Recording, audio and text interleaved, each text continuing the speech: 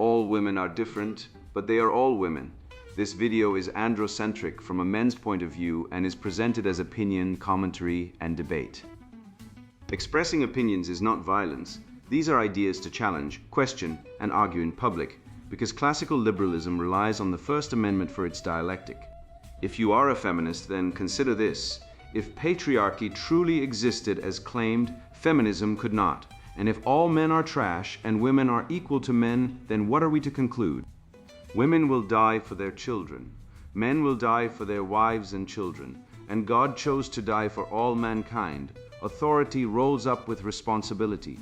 If this framing of facts offends you, click off to a cute cat video. Proceeding further will expose you to gamma bias and criticism directed at ideas, claims, institutions, not at any individual's virtue or dignity. Our method follows the 7 liberal arts, the trivium, grammar, logic, rhetoric, and the quadrivium, arithmetic, geometry, music, and astronomy. And the transcendentals, the good, true, and beautiful. If this framework is not for you, feel free to exit now. It's no disgrace. Women are wonderful. God bless America.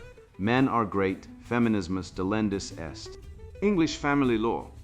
History of legal subversion of marriage by Marxist feminists. Written by Conrad Riker. Available now. Links in description. English family law. A field guide for men who still notice reality.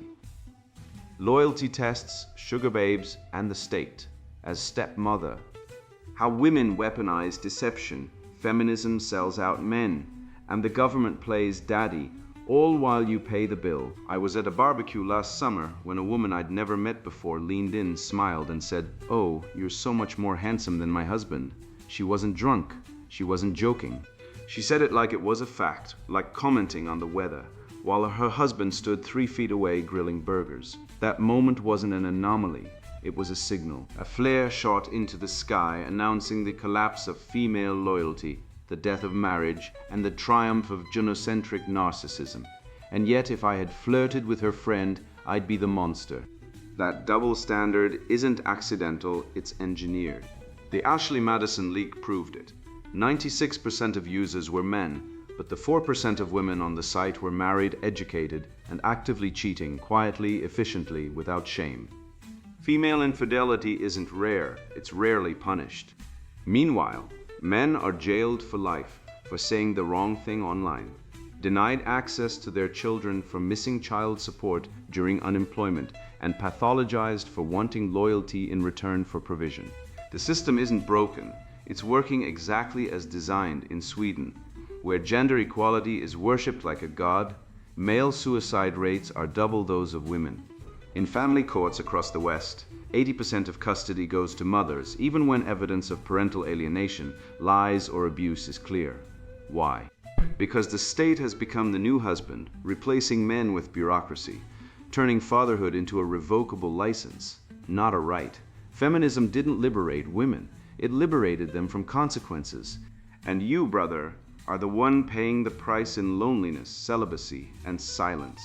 Think about this. A woman can post a bikini pic at 2 a.m., collect 300 likes and a flood of DMs from strangers, and call it self-expression. But if you look at it, you're creepy. If you mention it, you're jealous. If you leave, you're emotionally immature.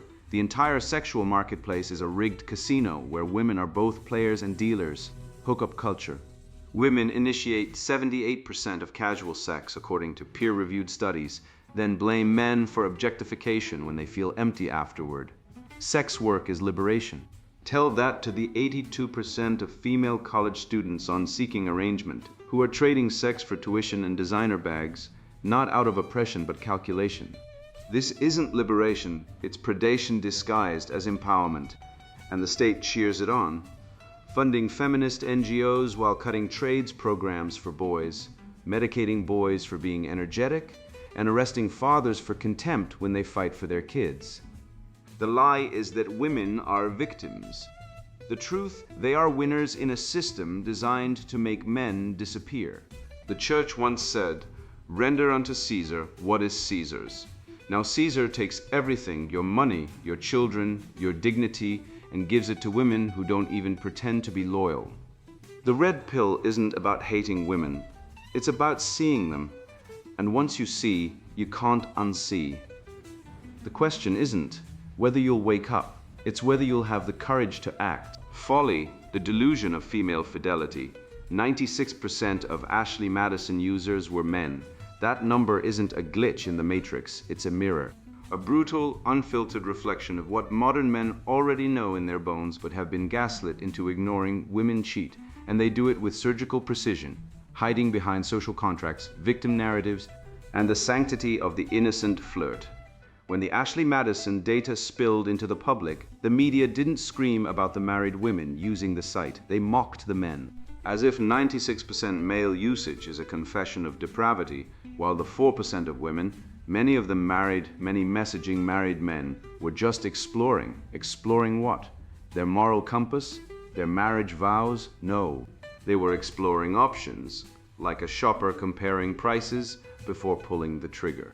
And yet, society treats female infidelity like a rare disease, while male suspicion is pathologized as toxic jealousy. Let's be clear, if 96% of users on a cheating site are men, it's not because men are more immoral. It's because men are more honest. They don't hide. They don't cloak their desires in ambiguity. They go to a site called Ashley Madison and say, yes, I'm here to cheat, women. They use Finstas, burner TikToks, and bestie group chats where coded DMs fly like covert drones. One woman I knew had a cute friend slide into her husband's DMs with a meme. He didn't respond. She punished him for a week. When he finally asked why, she said she was testing you. A test he didn't know he was taking and couldn't pass, because the rules were written in invisible ink by a judge who was also the accuser. You want proof of systemic deception? Look at family court. A man pays child support for a kid that isn't his, and when DNA proves it, he's still on the hook in some jurisdictions. In Michigan, courts have ruled that a man who was deceived into believing he was the father can still be forced to pay, because equity demands it. Equity. The same legal system that laughs at men who suspect infidelity suddenly invokes moral fairness when a woman lies about paternity.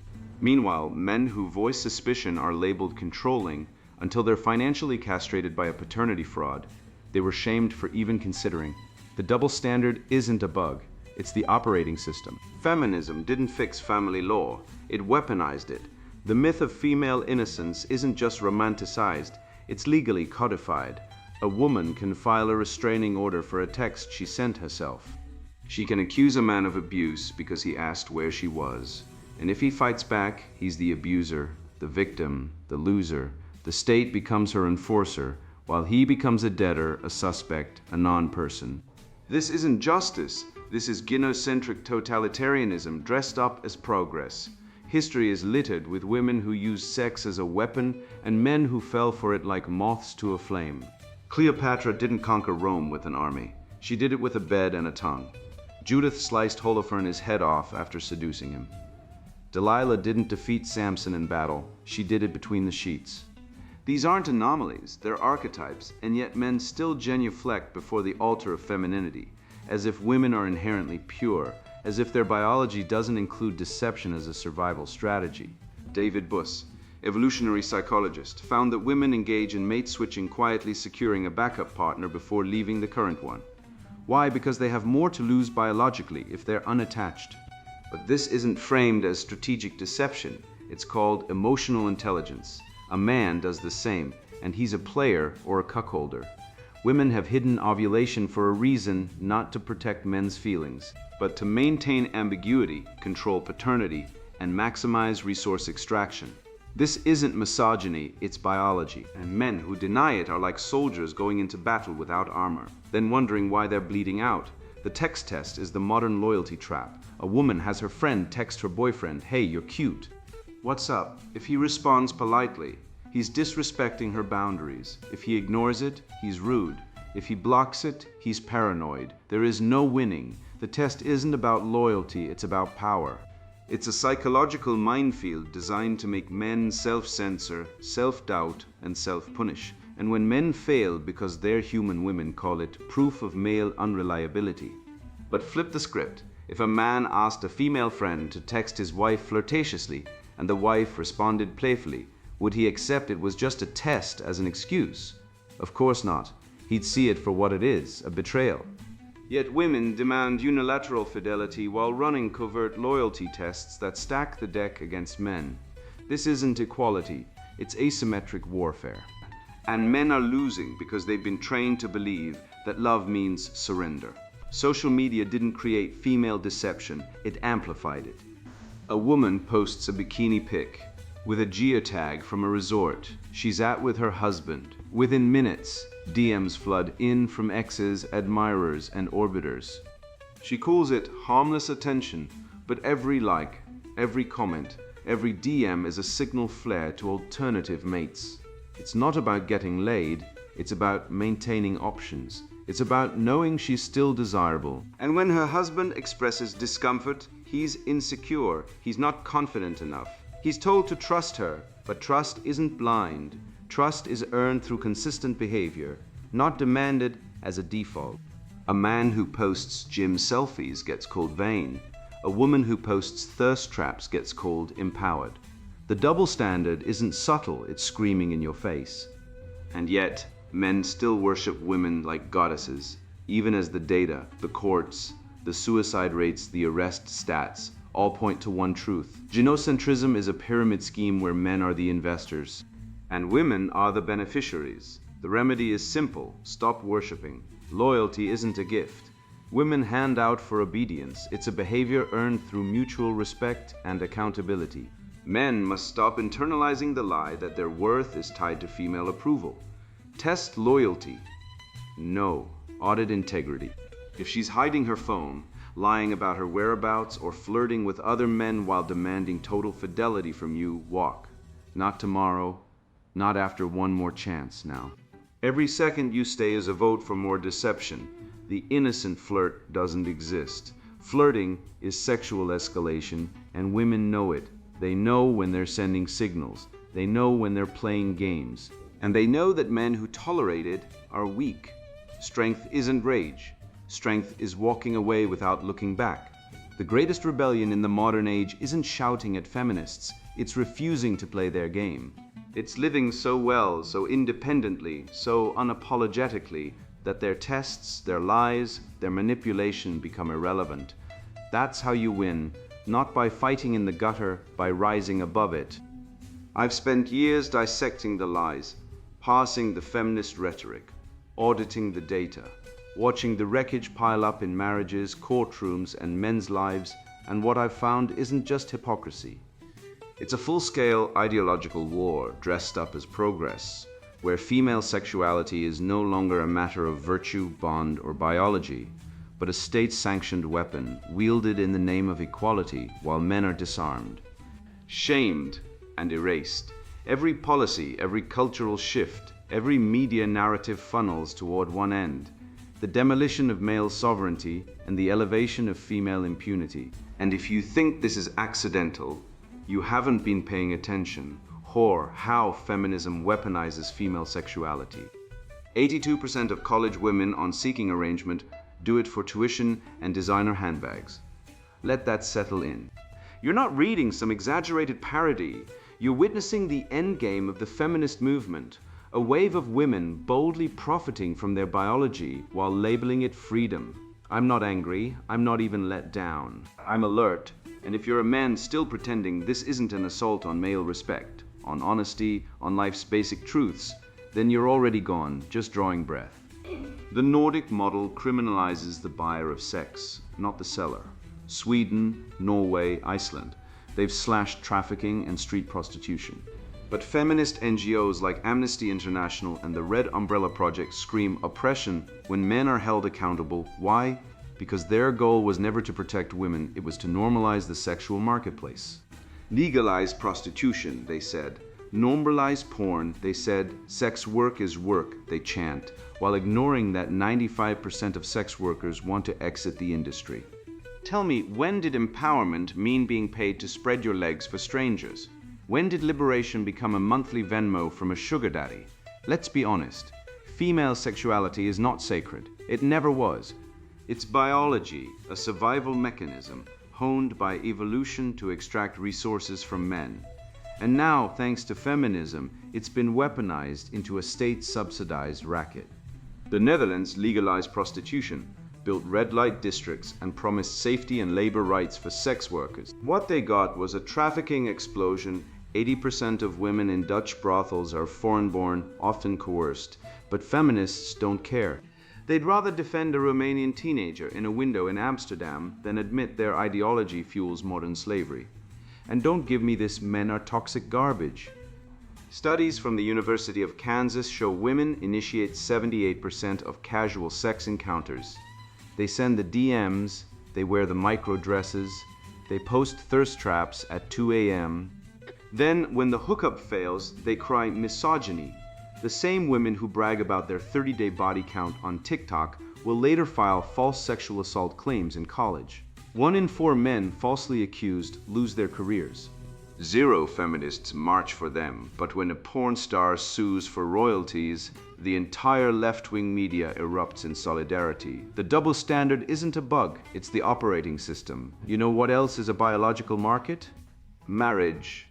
Or what's left of it. In family courts, men lose 94% of custody battles, pay 70% of alimony, and are presumed guilty in divorce. The system isn't broken, it's designed this way. Feminism didn't want equality. It wanted dominance. They called it liberation. But it was always about flipping the script. Make men pay, stay silent, and disappear. The average cuckoldry rate is 1 in 10. That's 10% of men raising kids that aren't theirs while their wives collect child support. And we're supposed to believe women are vulnerable. They're not vulnerable, they're victorious. In the war on men, they've already won. The church once policed female desire through guilt, punishment, and enforced unions. Today, governments and digital platforms celebrate sexual freedom, often reducing it to spectacle. Teenagers barely in high school are pushed to discover themselves by dancing provocatively online, chasing clout through suggestive moves. At the same time, men face legal consequences for mild compliments, with British authorities scanning social feeds for any sign of male attention deemed out of line. Women flaunt nudity on subscription sites and are hailed as bold businesswomen, while men who express interest are labeled predators. This isn't liberation. It's engineered collapse, a setup where male identity is eroded, then monetized through therapy, digital escape, and crisis services when men can't cope. So what's the answer? Withdraw completely. Celibacy isn't defeat, it's strategy. Every hour you spend chasing validation from women is an hour stolen from your mission, your craft, your legacy. Look at the incels, not the extremists, the quiet ones.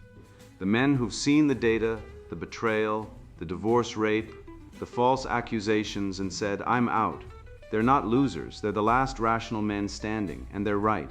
Why build a family in a system designed to destroy you? I don't hate women, I pity them.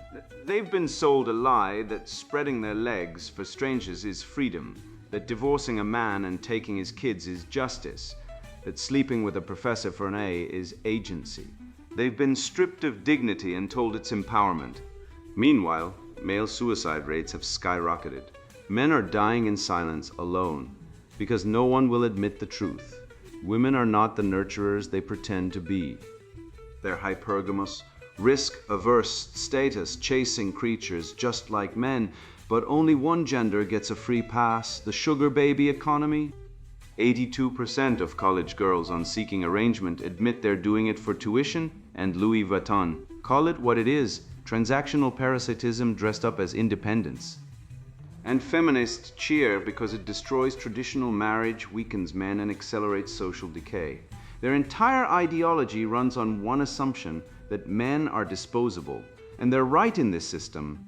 So stop playing, stop chasing, stop begging for scraps of attention from women who'd sell you out in a heartbeat. Build something, create, master your domain. Let them have the hollow victory. You're aiming for immortality. I've seen it happen too many times. Good men, raised to be respectful, responsible, and kind, walking into family court like they're entering a civilized institution, only to get gutted by a system that doesn't just favor women, but actively weaponizes female grievance while mocking male virtue. I used to believe the lie, that fairness, honesty, and hard work would protect me. But the law doesn't reward character. It rewards aggression, deception, and the willingness to exploit emotional narratives, and women, empowered by feminist legal frameworks, have been taught to deploy those weapons without consequence. This isn't justice. This is institutionalized betrayal. And if you're a man who still believes in fairness above strategy, you're already losing. Mask the lie of female selectivity. Nice guys finish last. Attributed to Leo Durocher, but proven daily in family courts across the Anglosphere. You think it's a joke?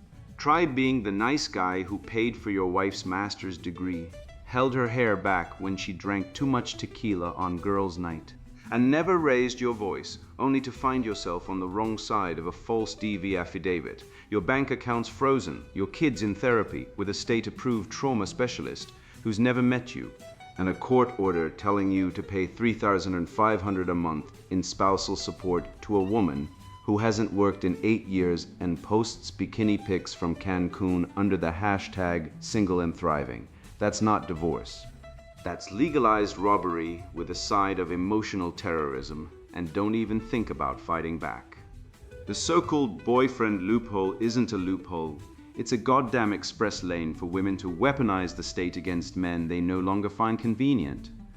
A woman can accuse her boyfriend, not even her husband, of domestic violence, and the police show up, slap cuffs on him, and kick him out of the home. No evidence, no witnesses, no prior history, doesn't matter. She says she's scared, and the state treats her like a queen and you like a rabid dog. Meanwhile, when men report abuse, emotional, financial, physical, the cops laugh, the court dismisses it, and the woman walks free. There is no male equivalent to this power, none. And the feminists who scream about toxic masculinity are the first to demand that this one-way ratchet stays bolted in place. You've seen the data. Divorce rates are highest with the so-called nice guys, the stable, kind, responsible providers. And why? Because women don't select for stability. They select for competition. They don't want a man who loves them. They want a man who won them. And once the game ends, so does the attraction. It's not about character, it's about comparison. Women compare men the way merchants compare currency. You're not a person, you're a bid in an auction they didn't tell you was happening. The moment a higher bid appears, flashier car, louder voice, more attention, more drama, you're obsolete. That's not love. That's consumerism with a heartbeat. And don't be fooled by their surveys. Women say they want kindness, emotional intelligence, stability, but their actions swipe right on the tattooed guy with a rap sheet. Leave their dependable husband for the volatile ex who just got out of rehab. Marry the CEO at 45, then file for divorce when he turns 55, and start dating the personal trainer. The gap between stated preference and revealed preference is wider than the Grand Canyon. It's not a secret, it's a pattern. And the pattern is clear. Women are drawn to danger, dominance, and disruption. That's why prison pen pals exist. That's why gangster rap sells millions. That's why red pill YouTube channels with zero production value but raw truth bombs have more influence than Harvard's sociology department. I once knew a man, call him David, software engineer, 6'2", trained in Brazilian jiu-jitsu, made 180 kilo a year, proposed at Niagara Falls. His girlfriend dumped him 2 weeks later for a bartender who drove a motorcycle and called her babe in a gravelly voice. 6 months later, she called David crying, saying the bartender had cheated on her with 2 waitresses and called her a cunt in front of the whole bar. David, being the nice guy, took her back. 3 weeks later, she filed a restraining order claiming emotional abuse because he gaslit her by reminding her that she broke up with him. The court believed her. David lost custody of their dog. I'm not kidding. The dog. This isn't an anomaly. It's the system. Women are not held accountable for their lies, their whims, their emotional chaos. Men are held accountable for breathing too loud. Female selectivity isn't about quality. It's about status theater. It's about social proof. It's about being seen with the man who makes other women jealous. A woman doesn't want a good man. She wants a man who looks good to other women. That's why the college boyfriend gets dumped for the rich older guy. The rich older guy gets dumped for the charismatic artist. The artist gets dumped for the divorce lawyer who can fix everything. Each man is a stepping stone, not a partner. And when the next stone appears, or when the biological clock starts ticking and panic sets in, the current man is discarded like last season's handbag. The biological clock myth, another control mechanism. Women claim they can't wait for marriage, that time is running out, that you're my last chance. But then they delay childbirth for 10 years to pursue careers, move cities, find themselves, and then come back demanding that you accept IVF, donor sperm, or adoption, all while expecting the same level of devotion as if they'd popped out twins at 25. The clock isn't biological, it's bargaining. It's pressure, it's guilt. And the second you cave, you're trapped in a marriage where you're financially liable for decisions she made while free riding on your stability. And let's be honest, women don't want alpha males. They don't want nice guys. They don't want emotional intelligence. They want contradictions. They want a man who's rich but humble, dominant but gentle, fearless but obedient, ambitious but available. They want a unicorn because then they can blame reality when no man fits. It's the perfect scam. Set impossible standards, punish men for failing, then cry victim when they walk away. The entire feminist narrative is built on this con that men are broken, but women are flawless, that men must change, but women are above critique. The remedy? Stop playing, stop seeking approval. Stop believing their lies and their surveys and their performative tears. Build your own life, master your craft, lift weights, read Marcus Aurelius. Learn to fight. Earn real respect, not the kind women give when they're horny, but the kind that comes from competence, courage, and character. Let women chase you or don't, it doesn't matter. Because when you stop needing their validation, you become dangerous, you become free. And freedom is the one thing they can't control. I've watched the slow motion collapse of the family. Not from war or famine, but from a quiet legal war waged in courtrooms and parliaments where marriage, once sacred, became a contract rigged against men. I've seen how feminist ideology, draped in the language of equality, has gutted fatherhood and elevated the state to the role of ultimate provider and judge. And now, as we stand in the ruins of that betrayal, I realize it was never about fairness. It was about power. Power disguised as care. Power that speaks in soft tones but enforces with iron fists. And the final proof? Look at how the world was reshaped during COVID. Not by doctors, not by logic, but by women in power who treated grown men like unruly toddlers in need of correction. That's when it hit me. The state didn't just adopt feminist values, it became the single mother we were all forced to obey. Leviathan, the state as the feminized god. Women are the real conservatives. Men are the revolutionaries, Simone de Beauvoir. And here we are, centuries later, watching women lead the charge into the most radical social experiment in human history, the total replacement of men, marriage, and nature with state-controlled femininity. When COVID hit, it wasn't scientists in white coats making decisions, it was female politicians wearing pastel pantsuits, preaching compliance like high priestesses of a new religion. Jacinda Ardern in New Zealand, Angela Merkel in Germany, Christine Lagarde at the ECB. They didn't govern like leaders. They mothered like bureaucrats with spreadsheets and moral superiority. Lockdowns weren't policy, they were punishment for disobedient children. Mask mandates weren't public health, they were rituals of submission. Vaccine passports, digital scarlet letters for the unclean, and who enforced this?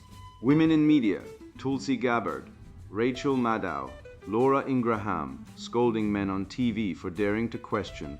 The state didn't protect us, it nannied us. And every time a man coughed in public, some female health official tisked like he'd broken a curfew set by his ex-wife. Look at Sweden, the feminist utopia. Gender Equality Index, 1. Male suicide rate, highest in Scandinavia.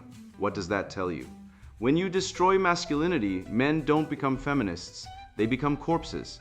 Swedish men are treated like hazards, medicated for being quiet, pathologized for not crying, erased from schools where 87% of teachers are women. Boys are diagnosed with ADHD, not because they're disordered, but because they're normal, they move.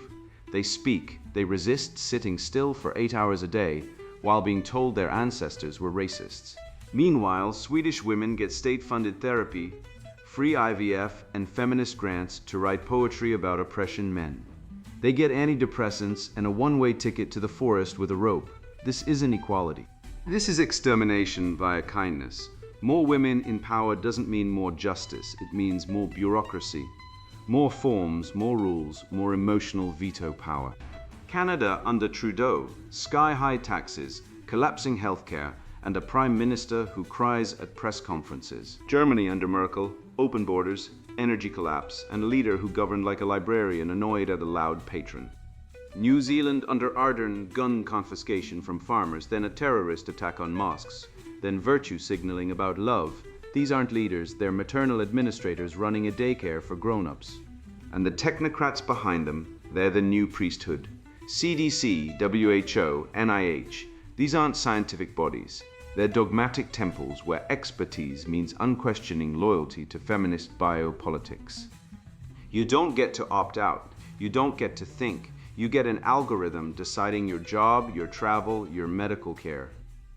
Just like the church once told you where you stood with God, now the state tells you where you stand with society. And what does the state enforce? Feminist ideology, mandatory diversity training. That's not education. That's thought reform, gender quotas in boardrooms. That's not merit. That's affirmative action for mediocrity. Male disposability.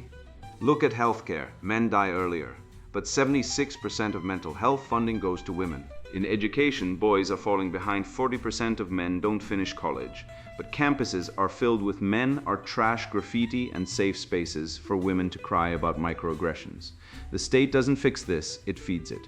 Because the state, now feminized, sees men not as providers but as problems.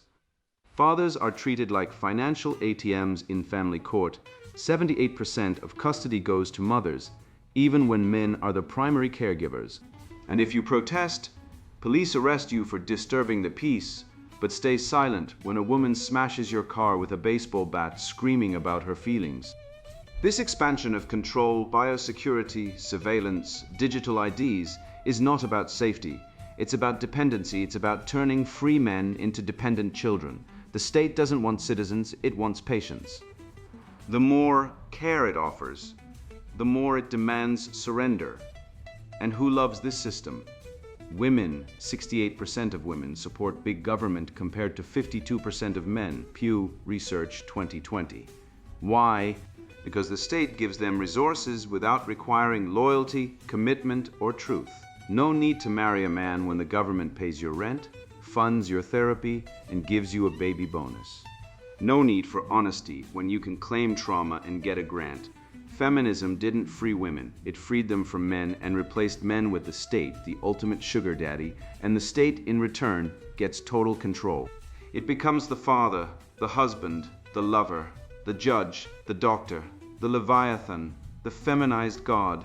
The remedy isn't reform, it's rebellion. Return to natural hierarchy where men lead, protect, and build. Where responsibility isn't outsourced to bureaucrats, but earned through action. Where communities are built on blood, soil, and skill, not diversity, quotas, and trauma badges. Reject the state as parent. Build real institutions. Churches where men preach, gyms where men lift, trade schools where men build, militias where men defend. Exit the system. Create parallel structures. Raise sons who know their worth isn't measured by a therapist's checklist or a diversity score. The caring state is a Trojan horse. It doesn't nurture, it neuters, it doesn't protect, it infantilizes. And every time a boy is drugged for being energetic, every time a father is stripped of his kids, every time a man is shamed for speaking truth, we are one step closer to extinction. Wake up, fight back. Or die quietly, like a good patient. You've been lied to since birth. Every bedtime story, every Disney film, every school sermon about equality, all of it built to soften you, to make you a loyal pet for a system that discards men the moment they're no longer useful. Let's be clear, 92% of child custody cases go to mothers, not because women are better parents, but because the family court system is a genocentric weapon. Men are not presumed innocent, they're presumed disposable. You don't get visitation rights, you beg for scraps, and if you protest, a single angry text and you're in handcuffs, charged with coercive control for asking your wife to take out the trash. The state doesn't protect families, it destroys them, then sells you therapy as salvation. Think about the last time you saw a man cry in public, likely at a football game after losing a bet or because his dog died. Now think about how many women you've seen sobbing over a breakup, a reality TV show, or because their avocado toast wasn't Instagram worthy. The culture rewards female emotionality and pathologizes male stoicism, then blames men for being emotionally unavailable. This isn't psychology, it's programming. And while you were being told to open up, women were learning to weaponize tears. A woman lies about domestic abuse and gets a restraining order, a new apartment, and child support. A man lies about it, he's locked up. There's no false accusation rehab clinic, no men who cry wolf fund, just prison, debt, and silence. Meanwhile, 1 in 4 children in the West are being raised without their biological father in the home, not because fathers abandoned them, but because the system encouraged mothers to cut them out. And for what? So women can post single mom life on Instagram while dating 3 guys a week. So they can claim, I don't need a man, while collecting his child support check. Don't be naive. These women aren't independent, they're state-subsidized parasites, and the state loves them. It doesn't want strong men. It wants obedient boys who pay taxes, follow rules, and die quietly. It doesn't want marriage, it wants divorce, so it can profit from family courts, custody battles, and therapy bills. You've read the truth now. You can't unsee it. Good. That means you're awake. And now that you're awake, you have a duty. Not to get revenge, not to become bitter, but to live so well that the lie becomes irrelevant. Build your body. Master your craft, earn your freedom. Stop chasing women who treat you like an ATM with a pulse. Stop voting for politicians who criminalize fatherhood. Stop funding a culture that glorifies promiscuity and pathologizes virtue. Be the man your grandfather was, not because you hate women, but because you respect truth. Because you know that loyalty is not a one-way street. Because you understand that civilization dies when men stop bleeding and start begging. The red pill isn't about hatred, it's about honesty. And the most honest thing you can do right now is walk away from the circus, the fake relationships, the rigged loyalty tests, the feminist fairy tales, the state's suffocating nanny grip, and build something real. Your life, your rules, your legacy. They'll call you toxic for refusing to play their game. Let them. Let every accusation be a badge of honor. Because when the system collapses, and it won't be the sensitive guys or the TikTok therapists who rebuild it. It'll be the men who read this, laughed, nodded, and said, I'm done. And now the sponsored book, Introduction English Family Law, History of Legal Subversion of Marriage by Marxist Feminists. I watched my life savings vanish in a courtroom while my ex-wife smirked. She got the house, the kids, and a monthly check draining my paycheck. This wasn't justice, it was state-sponsored theft. Like thousands of men, I became a cash cow for a system rigged against fathers. My story isn't unique, it's the brutal reality of English family law today. This book exists because I refused to stay silent while Marxist feminists turned marriage into a male punishment factory. The legal system you trusted is broken. Radical activists rewrote centuries of common law to vilify men as providers and discard them as parents. They call it equality, but biology doesn't negotiate. Women bear children, men build civilizations. Yet courts now treat fathers as optional extras, stripping rights under the guise of progress. If you felt the sting of false allegations or watched your children weaponized against you, you know this war. It's designed to break you financially and emotionally. Your suffering funds an industry of lawyers and bureaucrats growing fat on male despair. This book is for real men, the builders, protectors, and providers targeted by this genocracy. If you're sick of being a second-class citizen, if you've had enough of the divorce industry milking you dry, this is your weapon. Read it to arm yourself with hard facts from evolutionary psychology and courtroom tactics. learn how to spot paternity fraud traps, fight alimony shackles, and bypass KFCAS manipulators. Ignore this and you'll remain a slave on the marriage plantation. But absorb its lessons and you reclaim your freedom, your dignity, and your role as a leader.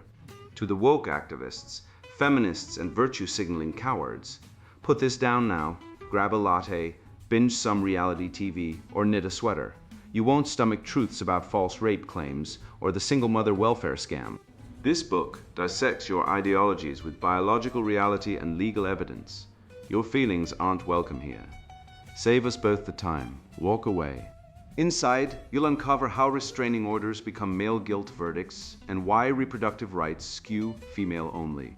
See how domestic violence narratives hide feminist protection rackets and why the marriage strike is a rational response.